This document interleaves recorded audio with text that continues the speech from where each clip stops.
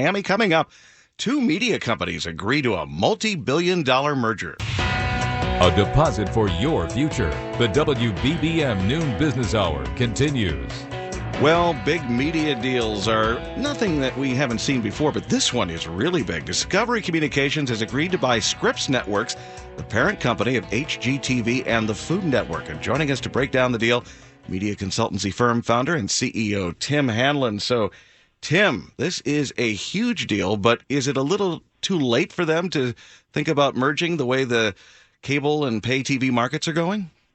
Hey, Jim, the reality is that, a couple of years ago, this would have been assumed to be a pretty smart and savvy strategic combination because you've got two major television production companies that very much complement each other.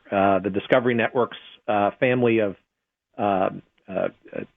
programming very much appeals to sort of males, action-oriented kinds of nonfiction kinds of non-scripted shows, and on the other side, the Scripps Networks folks kind of do the same thing, more with a comfort food kind of approach, more geared towards the female audience. But to your point, the reality is that things have changed from a couple of years ago, and consolidation strategically that might make sense on a pure cable perspective doesn't necessarily make a whole lot of sense, or maybe is more questionable, given how consumers have changed the way they watch television, or better, consume video these days.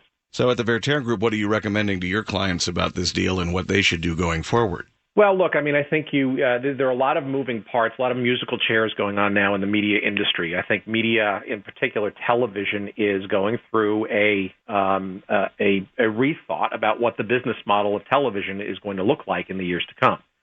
You look at Discovery, you look at Scripps, these are powerhouse TV networks with lots of original content production that should be just as valuable, if not more so, in digital environments, in addition to their current linear TV channel environments. It remains questionable, however, if consumers are going to still seek out these networks and channels and programs in these digital forms that is bedeviling a lot of people in the TV business. Yeah, I was going to ask what the impact of this is. More choice, but also higher fees? Well, Chris, it's a great question. I think, and again, classic cable television terms, a combination like this should make for greater pricing power or leverage from these two combined programmers in their negotiations with distributors, classically known as cable operators and satellite operators.